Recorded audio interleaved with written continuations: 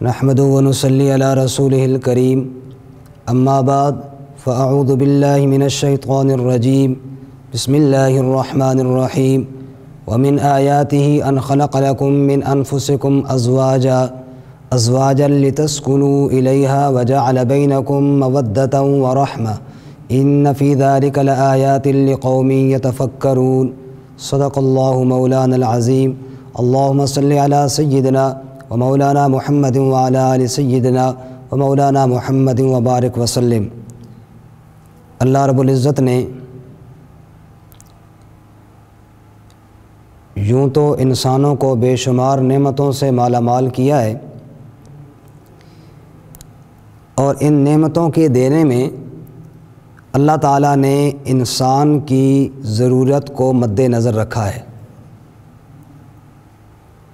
جتنی کوئی نعمت زیادہ ضروری ہوتی ہے اتنا ہی اللہ تعالیٰ نے اس کو آسان اور وافر کر دیا ہے۔ سانس لینا ہر انسان کی ضرورت ہے، اس کے بغیر جینا مشکل ہے۔ اللہ تعالیٰ نے ہر ایک کے لیے ہر وقت عام رکھا ہوا ہے۔ پانی کی ضرورت ہر ایک کے لیے ہے۔ اللہ رب العزت نے پانی کو انسانیت کی ضرورت کے لیے عام کر دیا ہوا ہے۔ یوں تو نعمتیں بے شمار ہیں۔ ارشاد باری تعالیٰ ہے وَلَوْ أَنَّ مَا فِي الْأَرْضِ مِنْ شَجَرَةٍ أَقْلَامٌ وَالْبَحْرُ يَمُدُّ مِنْ بَعْدِهِ سَبْعَةُ أَبْحُرٍ مَا نَفِدَتْ كَلِمَاتُ اللَّهِ۔ دنیا کے اندر جتنے سمندر موجود ہیں ان کی اگر سیائیاں بنا لی جائیں، اور جتنے درخت موجود ہیں ان کی اگر قلمیں بنا دی جائیں، اور پھر 7 سمندر اور جمع کر لیے جائیں، اور پھر سارے جہان والے ان کلموں کے ساتھ، ان سیائیوں کے ساتھ اللہ کے کلمات کو لکھنا شروع کر دیں، تو اللہ فرماتے ہیں ما نفدت کلمات اللہ، یہ ساری کائنات کے سمندروں کی بنی ہوئی سیائیاں ختم ہو جائیں، یہ پورے کائنات کے بنے ہوئے درختوں کی کلمیں ختم ہو جائیں، لکھنے والوں انسان وہ ختم ہو جائیں، لیکن تیرے اللہ تعالیٰ کے کلمات پورے نہیں ہو سکتے۔ تو یوں تو بے شمار نعمتیں ہیں، لیکن ان ساری نعمتوں میں ایک اللہ تعالیٰ کی نعمت ہے رشتہ داری والی۔ میں آج اس پہ 2-4 باتیں عرض کرتا ہوں اللہ کی توفیق سے۔ اللہ صحیح توفیق بیان کی توفیق عطا فرمائے۔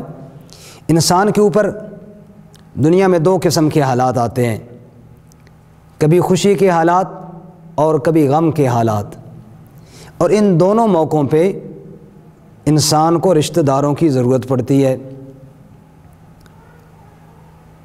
مثال کے طور پہ کسی کے گھر کے اندر فوتگی ہو جائے، اس کا بھائی، اس کا باپ، اس کی بیوی، اس کی ماں، اس کا کوئی اور قریبی رشتہ دار دنیا سے چل بسے، اب یہ دکھ کے لمحات ہیں۔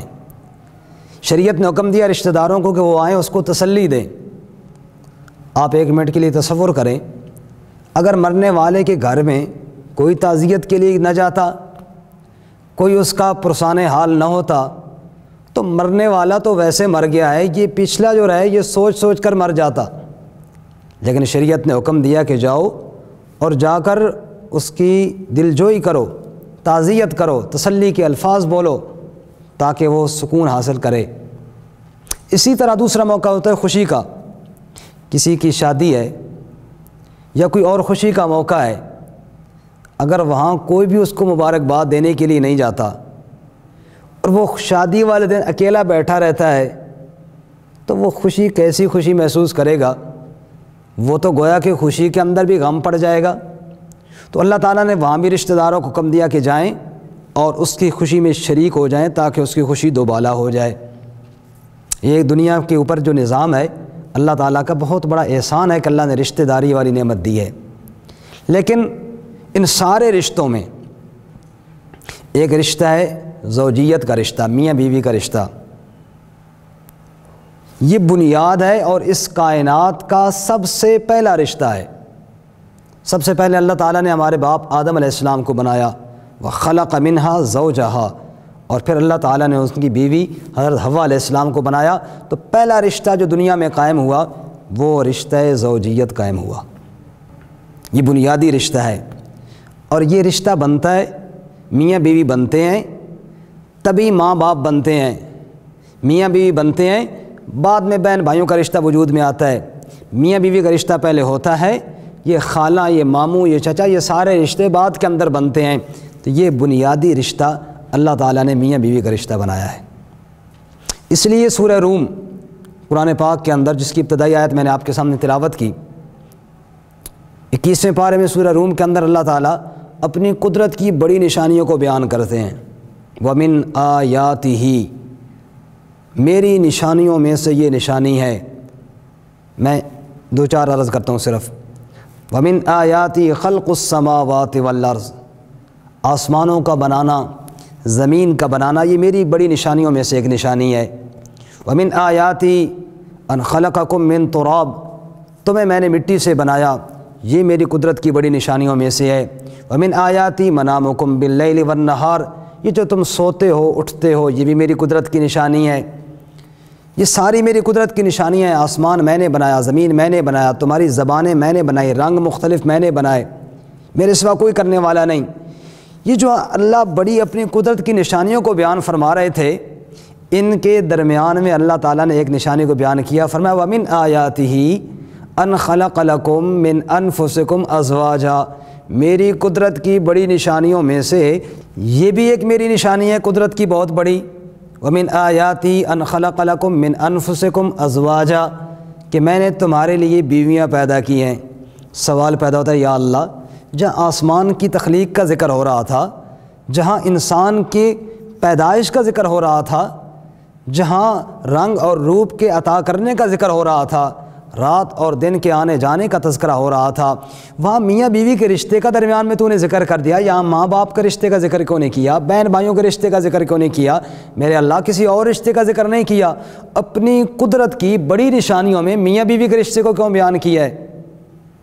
مفسرین جواب دیتے ہیں، فرماتے ہیں وجہ یہ ہے کہ انسان نے آنکھ کھولی تو ماں کو دیکھا، ہوش سنبھالا تو باپ کو دیکھا۔ وہ تو بڑا ہی بدبخت انسان ہے جو ماں باپ کے ساتھ نافرمانی کا والا معاملہ کرتا ہے، جو ماں باپ کی بے ادبی کرتا ہے، ماں باپ کے ساتھ لڑائی کرتا ہے، اس جیسا تو بدبخت کوئی نہیں ہے۔ اور ماں باپ کے ساتھ محبت کرنا یہ تو انسان کی فطرت کا تقاضا ہے، وہ تو مجبوری ہے انسان کی کہ ان کے ساتھ محبت کرے۔ تھوڑا بڑا ہوا تو بہن بھائیوں کو دیکھنا شروع کیا، ان کے ساتھ لڑنے والا تو بے وقوف ظالم ہے، اس کے ساتھ محبت کرنا اس کی فطرت کا تقاضا تھا۔ یہ ایک رشتہ میاں بیوی کا ہے کہ نکاح سے پہلے 25 سال گزر گئے، 30 سال گزر گئے، ایک دوسرے کے لیے غیر محرم تھے، دیکھنا تک جائز نہیں تھا، بات کرنا تک جائز نہیں تھی، وہ اس کے لیے غیر محرم، یہ اس کے لیے غیر محرم، نہ اس نے اس کو دیکھا نہ اس نے اس کو دیکھا۔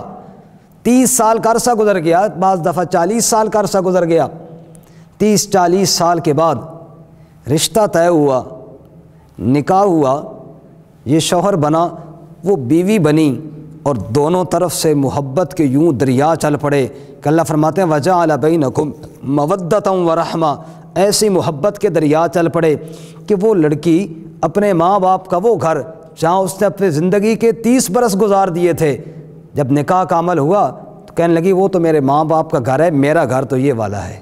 وہ اپنے ماں باپ کے گھر کو چھوڑ کر شوہر کے گھر کو اپنا اصلی گھر کہنے لگی ہے۔ اللہ فرماتے ہیں اور شوہر کی حالت یہ ہوئی کہ بیوی کی عزت کو اپنی عزت سمجھنے لگا اور اس کی بے عزتی کو اپنی توہین سمجھنے لگا۔ ہن لباس لکم وانتم لباس لہن، وہ میری عزت ہے، میں اس کی عزت ہوں۔ اللہ تعالیٰ فرماتے ہیں 30-40 سال تک تو ایک دوسرے کو دیکھا نہیں تھا، 30-40 سال کے بعد محبت کے یوں دریا چلے، اس نے اپنے ماں باپ کے گھر کو غیر کا گھر قرار دے دیا، شوہر کے گھر کو اپنا گھر قرار دے دیا، اس نے اس کی عزت کو اپنی عزت بنا لیا، اپنی عزت کو اس کی عزت بنا لیا۔ اللہ فرماتا ہے یہ میری قدرت کی دلیل نہیں تو اور کیا چیز ہے، یہ میری قدرت کی بہت بڑی نشانی، یہ میری قدرت کی بہت بڑی دلیل ہے۔ یہ میاں بیوی کا رشتہ اللہ کی قدرت کی بہت بڑی نشانیوں میں سے ایک ہے، لیکن اس کو نبھانے کا اہتمام اور اس کو نبھانے کا خیال بھی بہت رکھنا ضروری ہے۔ جتنا یہ اہم رشتہ ہے اتنا یہ نازک بھی ہے۔ اس لیے جو نکاح کا خطبہ ہے اس میں عموماً جو 3 آیات پڑھی جاتی ہیں، میں صرف چند منٹوں میں ان کی طرف اشارہ کرتا ہوں۔ خطبہ نکاح میں میاں بیوی کو جو پیغام ہوتا ہے وہی اگر ہم سمجھ لیں تو ہماری زندگی آسان ہو جائے۔ خطبہ نکاح میں پہلی آیت یہ پڑھی جاتی ہے سورۃ النساء کی پہلی آیت مبارکہ، یا ایھا الناس اتقوا ربکم الذی خلقکم من نفس واحدہ، اے لوگو ڈرو اس ذات سے جس نے تمہیں ایک جان سے پیدا کیا۔ یہ نکاح کے ابتدائی مراحل کی طرف اشارہ ہے۔ کیسے؟ لڑکی کا ایک خاندان ہے، لڑکے کا ایک اور خاندان ہے، وہ وہاں سے رشتہ لینے کے لیے گئے ہیں، انہوں نے رشتہ دے دیا، دو خاندان آپس میں جڑنے والے ہیں۔ ذہن میں یہ ہوتا ہے کہ یار اس کا فلاں خاندان ہے اور ہمارا یہ خاندان ہے، ایک اجنبیت سی ہوتی ہے، خوف سا ہوتا ہے۔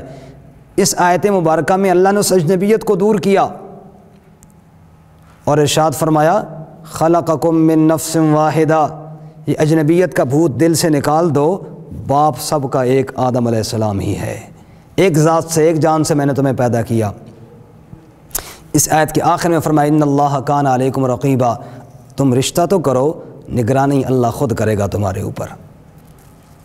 دوسری آیت مبارکہ یا ایھا الذین آمنوا اتقوا اللہ حق تقاتہ ولا تموتن الا وانتم مسلمون، اس کے اندر نکاح کے بعد والی زندگی کی طرف ہدایت ہے۔ فرمایا لوگو اتقوا اللہ حق تقاتہ، اللہ سے یوں ڈرو جیسا کہ اس سے ڈرنے کا حق ہے، ولا تموتن الا وانتم مسلمون، اور موت آنے سے پہلے پہلے سچے سچے مسلمان بن جاؤ، فرما بردار بن جاؤ۔ نکاح تو تمہارا ہو گیا، اب نکاح کے بعد اس کو نبھانا کس طرح ہے؟ فرمایا مسلمان بن کے نبھانا ہے۔ جس طرح تم نے نکاح والا سنت عمل کیا ہے، ایسی ساری زندگی پیارے آقا حضرت محمد مصطفیٰ صلی اللہ علیہ وسلم کی تعلیمات کی روشنی میں تم نے گزارنی ہے۔ اور تیسری آیت مبارکہ یا ایھا الذین آمنوا اتقوا اللہ وقولوا قولا سدیدا، فرمایا ایمان والو اللہ سے ڈرو اور جب بھی بات کرو تو سیدھی بات کرو۔ اس میں نکاح کے آخری حالت کی طرف اشارہ ہے، اور وہ آخری حالت کون سی ہے؟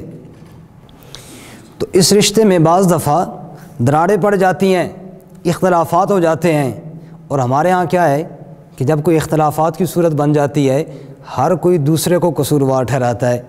شوہر سے پوچھو تو ساری غلطی بیوی کی، بیوی سے پوچھو تو ساری غلطی شوہر کی، اپنے ناک پہ مکھی کوئی نہیں بیٹھنے دیتا، سارا مجرم دوسرے کو ٹھہراتے ہیں۔ اللہ فرماتے ہیں یا ایھا الذین آمنوا اتقوا اللہ وقولوا قولا سدیدا، اللہ سے ڈرو اور جب بھی بات کرو تو سیدھی بات کیا کرو، اپنی غلطی کو تسلیم کر لینا بھی بڑی کمال کی بات ہے۔ فرمایا یہ کام کرو تو دو فائدے نقد ملیں گے، یصلح لکم اعمالکم ویغفر لکم ذنوبکم، پہلا فائدہ تمہارے حالات اللہ خود اصلاح کر دے گا، درست کر دے گا، اور نمبر دو تمہارے گناہوں کو بھی اللہ معاف کر دے گا۔ میرے بھائیو اور میرے دوستو، میں نے عرض یہ کیا کہ یہ رشتہ داری اللہ کی بڑی نعمت ہے۔ اس رشتہ داری والی نعمت میں جو میاں بیوی کا رشتہ ہے یہ اللہ تعالیٰ کی بہت بڑی نعمت ہے، اور اس کو نبھانے کا طریقہ یہ ہے کہ بندہ ابتداً اجنبی نہ سمجھے، اپنا ہی سمجھے، اور اس کے بعد پھر بقان اپنی اور میاں بیوی دونوں مل کر زندگی شریعت کے مطابق گزاریں، اور اگر کہیں اونچ نیچ ہو جائے تو انصاف کا دامن نہ چھوڑیں، معاملات خود بخود درست چلیں گے۔ اور ایک بات تینوں آیتوں میں یکساں ہے، اتقوا اللہ اتقوا اللہ اتقوا اللہ، اللہ سے ڈرو، اللہ سے ڈرو، اللہ سے ڈرو۔ معلوم ہوا اللہ کے ڈر کے بغیر یہ رشتہ آگے چل ہی نہیں سکتا۔